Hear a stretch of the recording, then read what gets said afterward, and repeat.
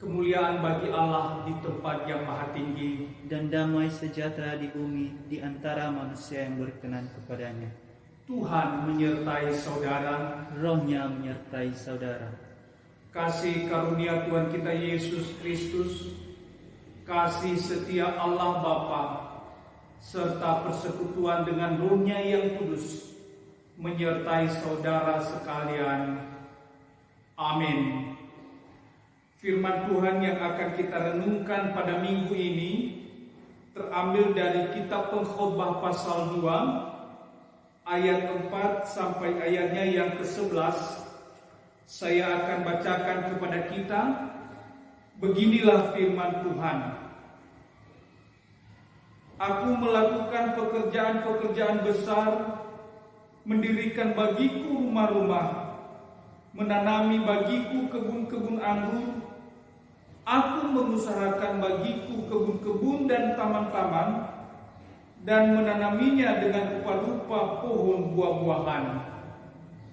Aku menggali bagiku kolam-kolam untuk mengairi dari situ tanaman pohon-pohon muda. Aku membeli budak-budak laki-laki dan perempuan, dan ada budak-budak yang lahir di rumahku. Aku mempunyai juga banyak sapi dan kambing domba, melebihi siapapun yang pernah hidup di Yerusalem sebelum aku. Aku mengumpulkan bagiku juga perak dan emas, harta benda raja-raja dan daerah-daerah. Aku mencari bagiku biduan-biduan dan biduanita-biduanita, dan yang menyenangkan anak-anak manusia, yakni banyak gundik. Dengan demikian, aku menjadi besar, bahkan lebih besar daripada siapapun yang pernah hidup di Yerusalem sebelum aku. Dalam pada itu, hikmatku tinggal tetap padaku.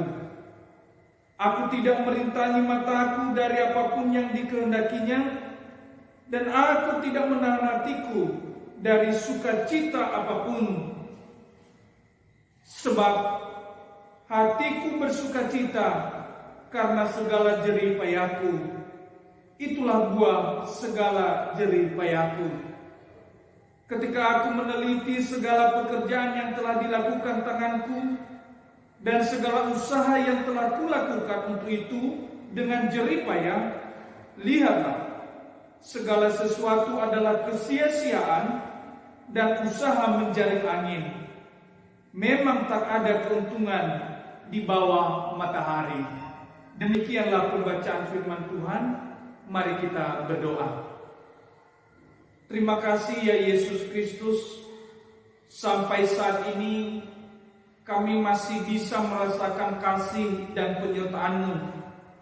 Dan pada saat ini kami telah membaca dan mendengarkan firman Tuhan, dan kami rindu untuk dijelaskan lebih lagi. Kami mohon tuntunan Roh Kudus-Mu untuk membuka hati dan pikiran kami, sehingga kami siap untuk ditaburi firman Tuhan yang hidup. Dalam nama Yesus Kristus kami berdoa. Amin. Bapak, Ibu, dan saudara-saudari yang dikasihi Tuhan, Shalom. Shalom. Kita bersyukur dan berterima kasih kepada Tuhan kita Yesus Kristus, karena sampai saat ini kita masih bisa merasakan kasih dan penyertaan-Nya, meskipun sesungguhnya sebagai manusia kita kadang-kadang was-was, khawatir, bahkan takut karena pandemi virus corona semakin merajalela di kota kita, di kota Gunung Sitoli. Tetapi Bapak, Ibu, dan saudara-saudari yang dikasihi Tuhan, kita sebagai orang beriman harus tetap memiliki iman yang kuat dan memiliki pengharapan yang teguh kepada Tuhan kita Yesus Kristus. Firman Tuhan yang akan kita renungkan pada minggu ini, kita diberi tema, yaitu kenikmatan duniawi adalah kesia-siaan. Dari tema ini muncul 3 pertanyaan yang perlu kita jawab bersama. Pertanyaan yang pertama adalah, apa itu kenikmatan duniawi? Lalu mengapa kenikmatan duniawi tersebut disebut sebagai kesia-siaan? Dan pertanyaan terakhir yang tidak kalah pentingnya adalah, bagaimana seharusnya kita memandang hal-hal yang duniawi ini supaya tidak berakhir dengan kesia-siaan belaka. Hal yang pertama, Bapak Ibu dan Saudari yang dikasihi Tuhan, soal kenikmatan duniawi. Kenikmatan duniawi adalah segala sesuatu kenikmatan yang diperoleh dari hal-hal duniawi. Baik itu kenikmatan akan kekayaan, kenikmatan akan kekuasaan, kedudukan, jabatan, kenikmatan akan keindahan yang diperoleh atau yang dilihat oleh mata, keindahan, kenikmatan yang dapat dikecap oleh lidah dari makanan dan minuman, kenikmatan yang diperoleh atau yang didapatkan dari pendengaran akan penghiburan, dan juga kenikmatan akan tubuh baik itu wanita maupun pria. Semua kenikmatan-kenikmatan yang dihadirkan oleh dunia ini disebut sebagai kenikmatan duniawi. Dan memang kita harus mengakui bahwa dunia ini memang menawarkan begitu banyak kenikmatan. Oleh karena itu, tidak heran kalau banyak orang berlomba-lomba untuk meraih dan menikmatinya sesuai dengan kehendak hatinya. Termasuk Raja Salomo yang menjadi penulis kitab Pengkhotbah yang barusan tadi kita baca. Bahkan kalau kita lihat di dalam 1 Raja-Raja pasal 10 ayat 23, di sana dikatakan bahwa Raja Salomo terkenal karena ia adalah raja yang paling berhikmat dan paling kaya di antara para raja di bumi manapun, baik sebelumnya maupun di zamannya. Dan di dalam perikop yang barusan kita baca, itu mulai dari ayatnya yang keempat sampai ayatnya yang ke-10, di sana diuraikan bagaimana usaha dan upaya yang dilakukan oleh Raja Salomo untuk dapat meraih dan mendapatkan kenikmatan duniawi untuk memuaskan dirinya. Di dalam ayat 4 sampai 6 kita melihat bahwa ia melakukan pekerjaan-pekerjaan besar untuk mendirikan rumah-rumah. Rumah-rumah dalam pengertian ini Bapak Ibu bukan rumah-rumah seperti rumah-rumah sederhana yang kita punya. Namanya raja, pasti rumah-rumah yang dibangun adalah rumah-rumah yang megah dan mewah. Termasuk istana raja, balai istana yang diperuntukkan untuk para istrinya yang begitu banyak. Di sana juga disebutkan bahwa Raja Salomo melakukan pekerjaan-pekerjaan besar untuk kebun-kebun anggurnya, aneka pohon buah-buahan, taman-taman dan kolam-kolam untuk mengairi pohon-pohon muda kesukaannya. Ini semua adalah kenikmatan-kenikmatan yang inginnya peroleh dari dunia ini. Di dalam ayat 7 sampai ayat 8a, di sana juga kita melihat bahwa ia membeli banyak budak laki-laki dan perempuan, serta sapi dan kambing dombanya, melebihi siapapun yang pernah hidup di Yerusalem. Perak dan emas ia koleksi, harta benda raja-raja dan daerah-daerah ia kuasai. Ia berusaha memuaskan keinginannya menikmati dunia ini dari berbagai hal, termasuk menunjukkan kekuasaannya menguasai begitu banyak daerah dan kota. Dan bahkan di dalam ayat 8b, ia juga berusaha menikmati hiburan-hiburan yang memuaskan hatinya, yaitu dengan mencari baginya para biduan dan biduanita untuk memberikan kenikmatan hiburan, dan para godik untuk menyalurkan hasrat biologisnya. Ini semua kenikmatan duniawi. Bahkan di dalam ayatnya yang ke-9 sampai ayat 10, ia mempertegas bahwa ia juga menikmati kemasyhurannya sebagai orang besar yang berkuasa dengan segala kekayaan yang ia miliki, melebihi kebesaran siapapun. Dan dengan kebesarannya, ia bebas mengenyangkan matanya terhadap segala sesuatu yang dikehendakinya dan mengenyangkan hasratnya dengan segala kekuasaan yang diingininya atau yang dimilikinya. Dia ingin bersenang-senang dengan segala sesuatu yang ada di dunia ini, dan itu adalah kenikmatan duniawi.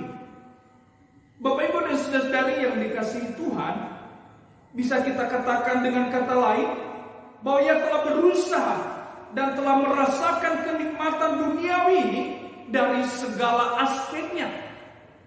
Namun sayang, pada akhirnya ia kemudian menyadari bahwa ternyata semua kenikmatan duniawi tersebut, baik usaha untuk meraihnya maupun hasil yang dicapai, adalah kesia-siaan belaka dan usaha menjaring angin. Pertanyaannya adalah, mengapa demikian? Mengapa kenikmatan duniawi ini kemudian disebut sebagai kesia-siaan belaka? Bapak Ibu dan saudara-saudari yang dikasihi Tuhan, mari kita lihat penjelasan poin kedua, yaitu kenikmatan duniawi adalah kesia-siaan. Alasan mengapa kenikmatan duniawi ini adalah kesia-siaan belaka, sekurang-kurangnya ada dua alasan yang patut kita pahami bersama. Alasan yang pertama adalah kenikmatan duniawi ini disebut sia-sia karena ternyata kenikmatan duniawi ini sifatnya sementara. Bahkan ada yang menyebutnya sebagai kenikmatan semu, tidak nyata. Bapak Ibu dan saudara-saudari yang dikasihi Tuhan, semua usaha dan hasil yang dicapai dengan berlelah-lelah di dunia ini hanya bisa dinikmati selama hidup di dunia yang fana ini. Jadi apapun yang engkau miliki, apapun yang engkau peroleh, kenikmatan apapun yang telah engkau capai di dunia ini, yaitu hanya bisa engkau nikmati selama engkau hidup. Tidak ada yang akan bisa dibawa mati atau dibawa sebagai bekal menghadap Sang Khalik dalam keabadian. Yang bisa kita bawa hanya iman dan perbuatan-perbuatan baik yang telah kita lakukan selama kita hidup. Pengkhotbah di pasal 5 ayat 15 berkata, sebagaimana ia keluar dari kandungan ibunya, demikian juga ia akan pergi.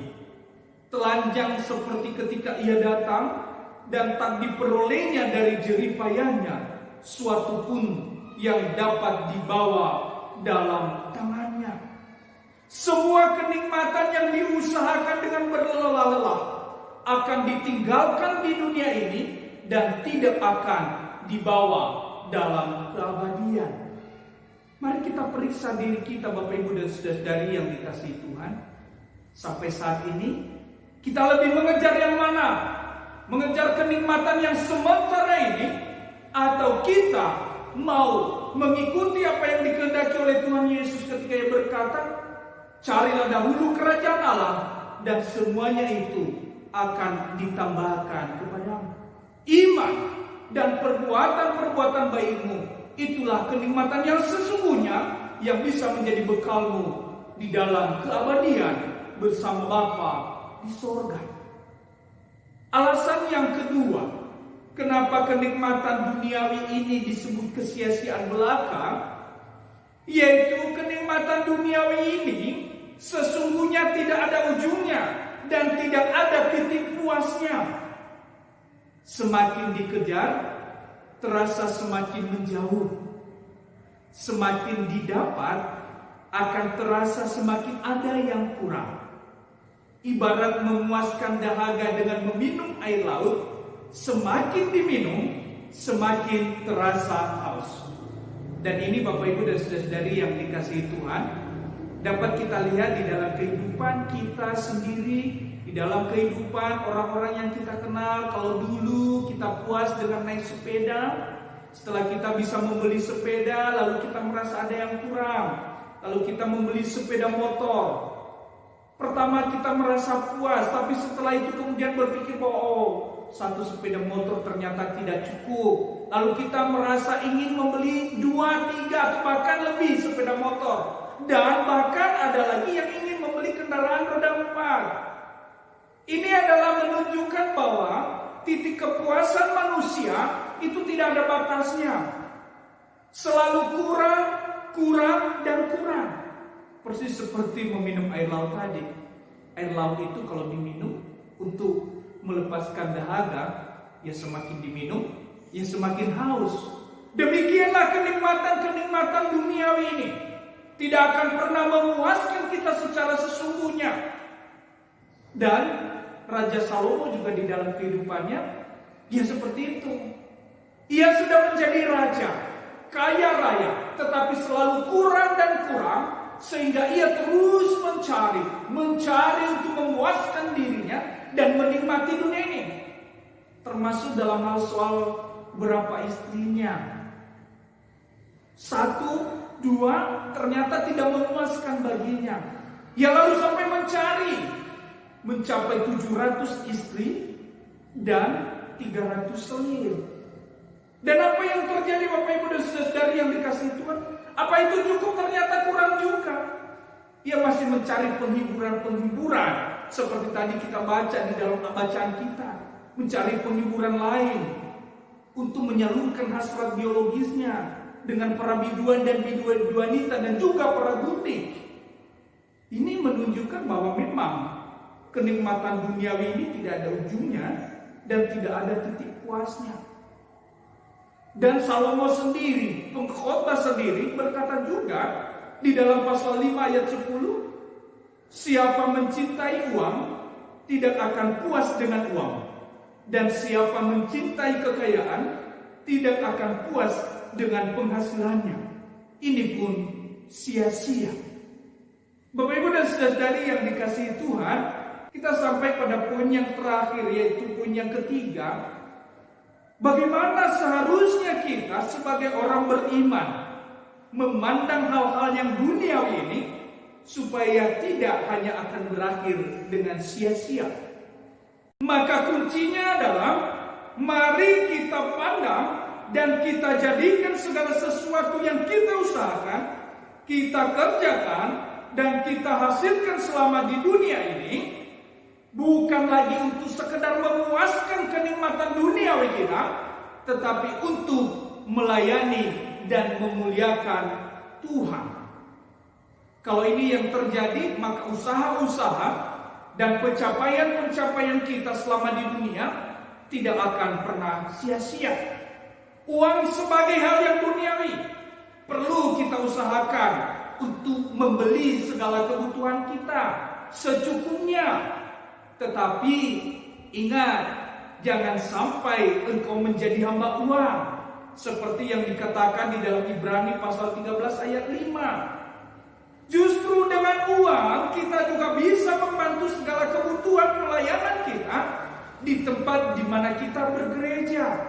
Dengan uang kita bisa melakukan pelayanan bagi Tuhan dengan berbagi kebahagiaan, berbagi rezeki dengan orang-orang yang membutuhkan. Uang hal yang duniawi, tetapi kita bisa menggunakannya untuk pelayanan dan kemuliaan nama Tuhan.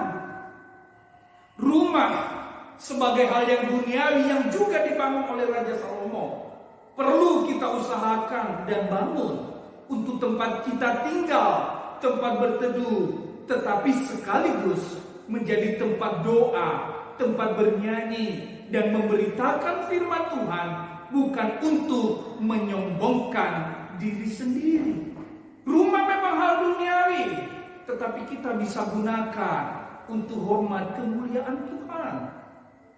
Kedudukan atau kekuasaan, jabatan sebagai hal yang duniawi, jika kita dipercaya untuk mengembannya, jadikanlah itu sebagai sarana untuk melayani sesama dan Tuhan, bukan untuk menindas dan menghebatkan diri di hadapan siapapun. Atau dengan formula kalimat yang berbeda, kita bisa gunakan hal yang duniawi ini sebagai sarana kemuliaan Tuhan, supaya tidak berakhir dengan kesia-siaan belaka. Maka kita bisa berkata, muliakanlah Tuhan dengan harta dan kekayaanmu, dengan segala hasil kebunmu, dan dengan hasil ternakmu, dan lain sebagainya. Ini kita bisa bandingkan dengan Amsal pasal 3 ayatnya yang ke-9. Atau muliakanlah Tuhan juga dengan kekuasaanmu, dengan jabatanmu, dan dengan kedudukanmu.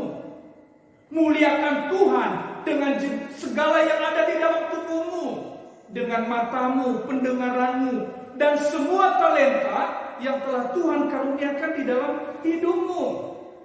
Tubuh ini memang duniawi, tetapi tubuh ini bisa digunakan sebagai sarana melayani Tuhan dan memuliakan Dia. Ini bisa kita lihat di dalam 1 Korintus pasal 6 ayat 20. Ini khotbah kita beberapa minggu yang lalu. Muliakanlah Tuhan dengan tubuhmu. Bahwa tubuh ini bukan hanya sekedar menikmati hal-hal duniawi, tetapi di dalam tubuh ini bisa kita gunakan juga untuk melayani dan memuliakan Tuhan. Dan jangan lupa untuk bersyukur. Kalau saja sampai hari ini kita masih sehat, itu adalah sebuah kenikmatan dan anugerah Tuhan. Dan kalau kita sampai hari ini masih bisa menikmati berkat Tuhan berupa makanan, minuman, pakaian secukupnya, itu adalah kenikmatan dan anugerah yang diberikan oleh Allah kepada kita juga. Mari kita nikmati. Jangan terlalu berfokus mengejar hal yang belum engkau capai untuk menggapai kenikmatan duniawi, sampai engkau lupa untuk bersyukur bahwa hari ini saja engkau hidup, engkau masih bisa makan, engkau masih bisa minum, engkau masih sehat. Itu adalah anugerah. Nikmati itu dan bersyukurlah kepada Tuhan. Tuhan Yesus memberkati. Ayat hafalan ayatnya yang ke-11. Kita baca bersama-sama. Beginilah firman Tuhan. Ketika aku meneliti segala pekerjaan yang telah dilakukan tanganku dan segala usaha yang telah kulakukan untuk itu dengan jerih payah, lihatlah, segala sesuatu adalah kesia-siaan dan usaha menjaring angin. Memang tak ada keuntungan di bawah matahari. Mari kita berdoa. Terima kasih ya Tuhan, saat ini Engkau telah berbicara kepada kami melalui pemberitaan firman Tuhan. Kiranya firman Tuhan yang telah kami dengar boleh kami simpan, kami pelihara, dan kami ingat untuk kami lakukan di dalam kehidupan ini. Bahwa hal-hal yang duniawi ini sifatnya sementara dan seperti usaha menjaring angin. Namun ada hal-hal yang bisa kami lakukan, yaitu menjadikan hal-hal yang duniawi ini untuk menjadi sarana bagi pelayanan dan kemuliaan Tuhan. Kami berdoa untuk saudara-saudara kami yang saat ini memiliki berbagai pergumulan kehidupan, baik itu pergumulan akan kesehatan, pergumulan ekonomi, pergumulan akan pekerjaan. Kiranya Tuhan membuka jalan sehingga setiap pergumulan boleh diselesaikan, karena Tuhan yang turut serta mengambil bagian menyelesaikan segala pergumulan. Kami berdoa untuk saudara-saudara kami secara khusus yang saat ini sedang menjalani isolasi, baik di rumah sakit ataupun di tempat-tempat isolasi yang sudah ditunjuk oleh pemerintah, maupun isolasi mandiri di rumah-rumah karena COVID-19. Kami mohon belas kasihan-Mu Tuhan, Engkau anugerahkan di dalam kehidupan mereka, sehingga setiap mereka boleh mengalami kesembuhan.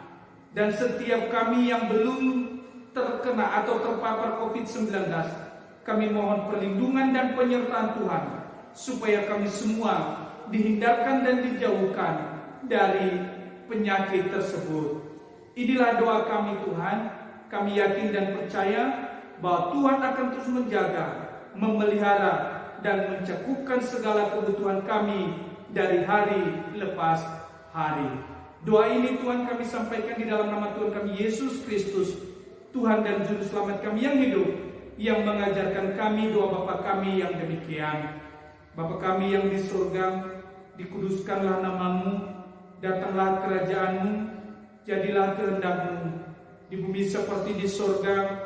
Berilah kami pada hari ini makanan kami yang secukupnya, dan ampunilah kami akan kesalahan kami, seperti kami juga mengampuni orang yang bersalah kepada kami.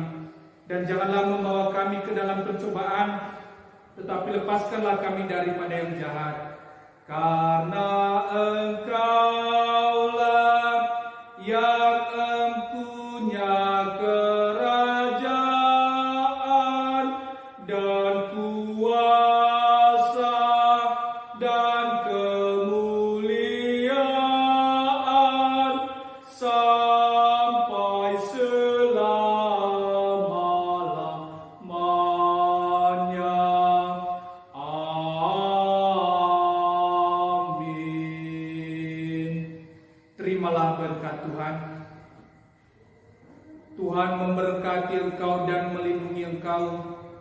Tuhan menyinari engkau dengan wajah-Nya dan memberi engkau kasih karunia. Tuhan menghadapkan wajah-Nya kepadamu dan memberi engkau damai sejahtera sampai selama-lamanya. Amin. Shalom.